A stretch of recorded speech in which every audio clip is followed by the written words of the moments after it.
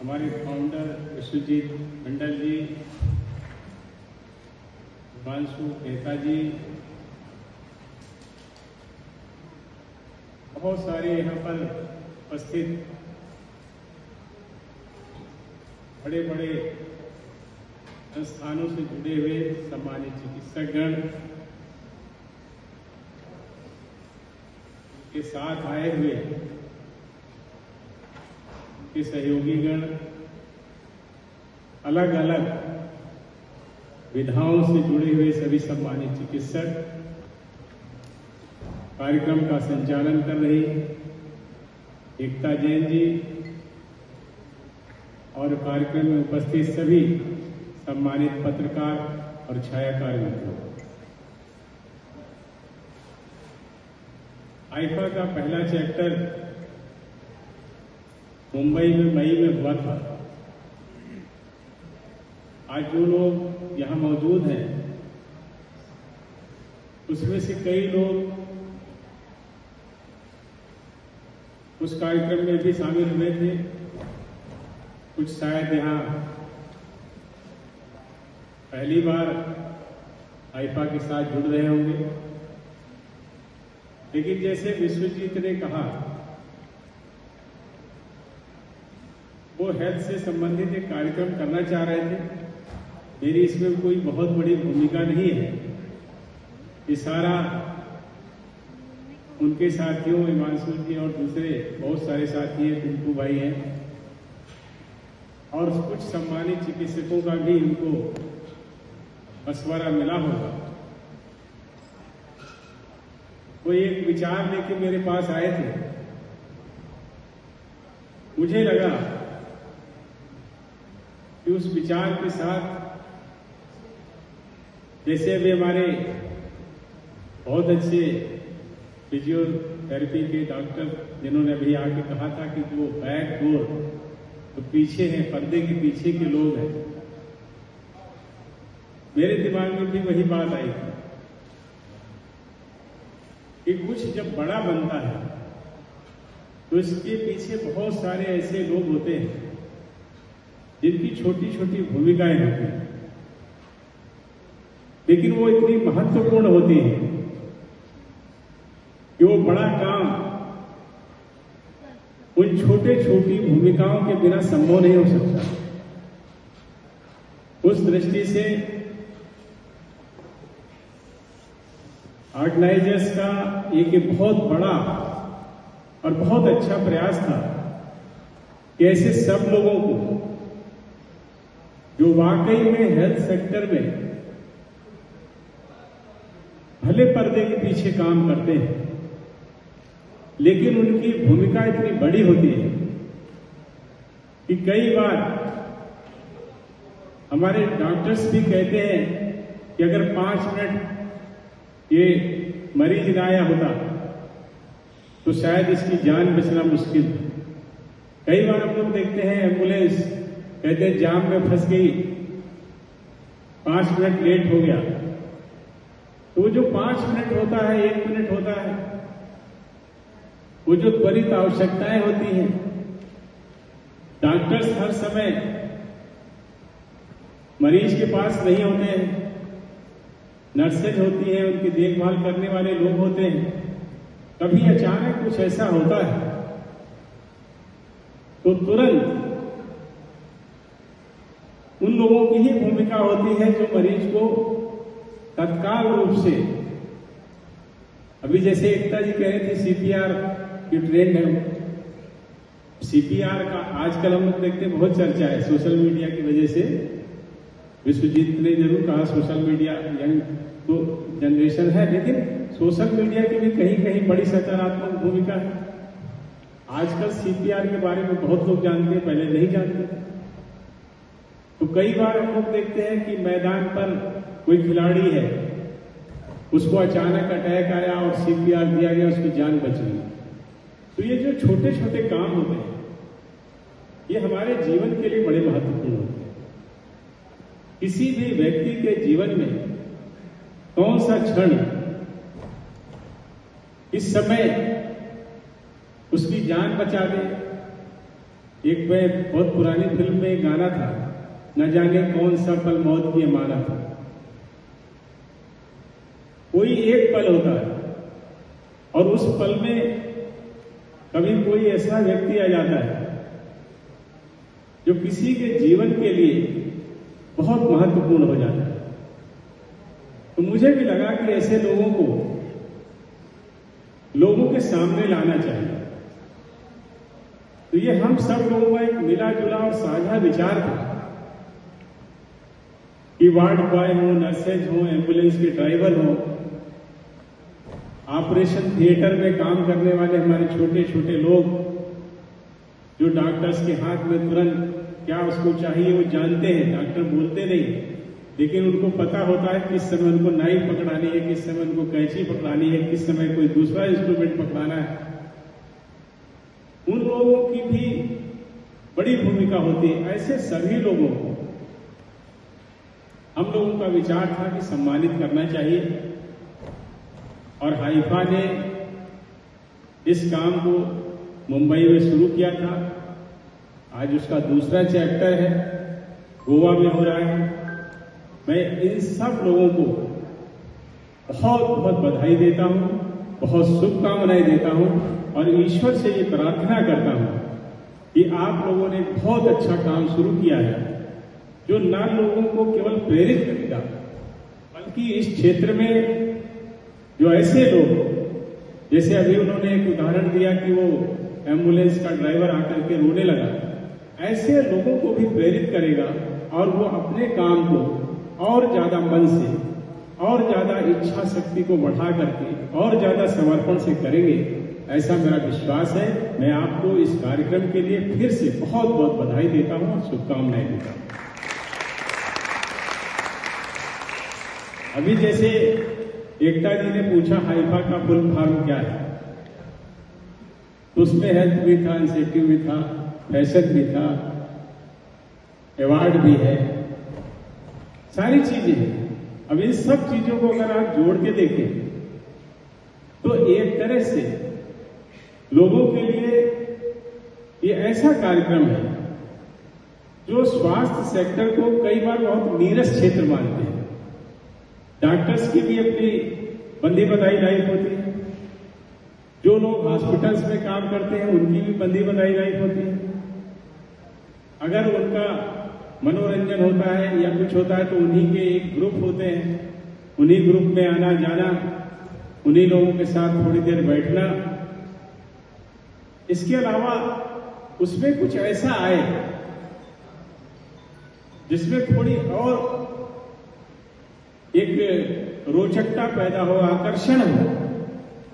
उस दृष्टि से हाइफा ने इसमें फैशन को भी जोड़ा है और अवार्ड को भी जोड़ा है। ये भी एक बहुत अच्छा विचार है, इसके लिए भी मैं आपको बहुत बहुत धन्यवाद देता हूं। जहां तक चिकित्सा की बात है, हेल्थ केयर की बात है, दुनिया में सब जगह कुछ न कुछ होता होगा। ये दुनिया बहुत बड़ी है।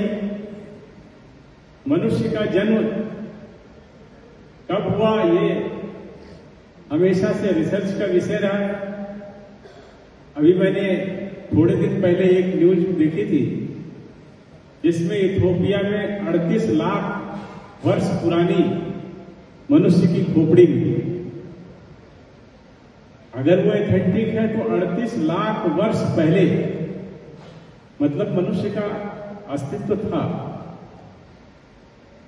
मनुष्य था तो उसके ऊपर प्रकृति का भी, खान पान का भी, रहन सहन का भी, सब चीजों का प्रभाव पड़ता है। और जब प्रभाव पड़ता है तो उसके शरीर पर भी प्रभाव पड़ता है। शरीर पर पड़ने वाले प्रभाव जो मनुष्य के जीवन की जो एक सहज और सरल व्यवस्था है उसमें जब कठिनाई उत्पन्न करते हैं तो अभी कहते हैं कि ये बीमार है। और बीमार व्यक्ति को ठीक करना लाखों वर्ष का भले इतिहास ना हो, दुनिया की मैं बात नहीं करता, लेकिन अगर अपने भारतवर्ष का जो हमारा पूरा क्षेत्र था उसकी अगर हम बात करें तो कम से कम हजारों वर्ष पूर्व, हजारों साल पहले भारत के लोग ये जानते थे कि यदि व्यक्ति के शरीर में कोई विकार आता है, बीमारी आती है, तो उसके कुछ ऐसे साधन हैं जिससे उसको ठीक किया जा सकता है। हम सब जानते हैं हमारे 4 वेद हैं, उन वेदों में भी आयुर्विज्ञान के लिए अर्थोवेद, आयुर्विज्ञान के लिए आयुर्वेद, अर्थ के लिए अर्थोवेद, यजुर्वेद। लेकिन अगर हम हेल्थ की बात करें तो आयुर्वेद आज से हजारों वर्ष पूर्व भारत के महान ऋषियों ने दिया था।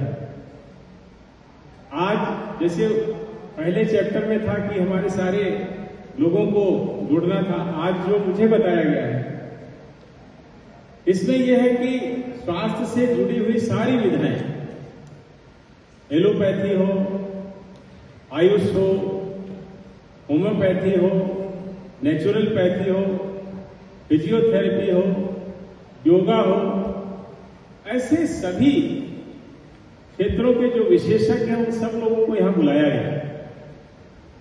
इसमें से कई ऐसी विधाएं योगा सहित भारत में पूर्व से प्रचलित थी और डॉक्टर लोग बेहतर बता पाएंगे।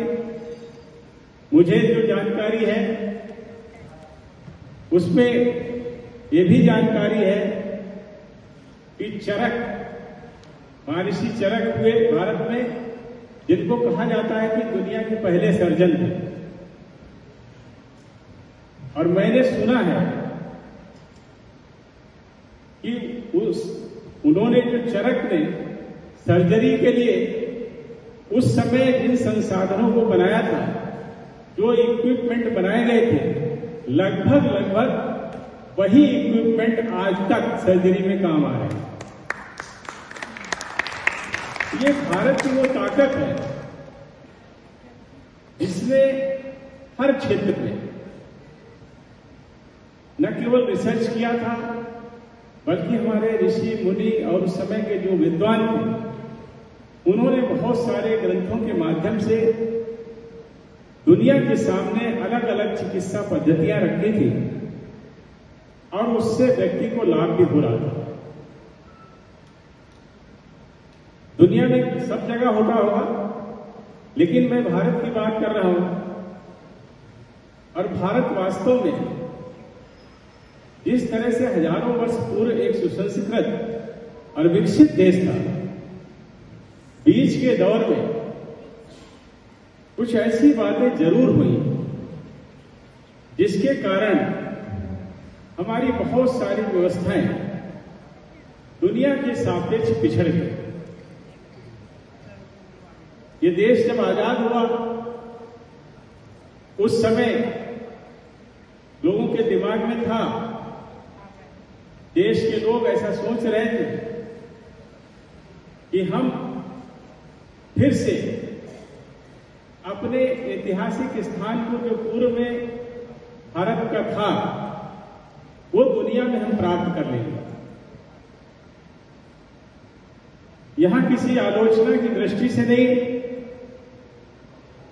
लेकिन कुछ न कुछ ऐसे कारण, चाहे वो सरकारी रहे हो या हमारे प्रयासों में कमी रही हो, छोटे छोटे प्रयास तो होते रहे, लेकिन उन प्रयासों के माध्यम से हम अपने बड़े देश के लोगों को एक समुचित चिकित्सा व्यवस्था, जिसके माध्यम से इस देश के ज्यादातर लोगों की मदद की जा सके, वो नहीं हो पा रही।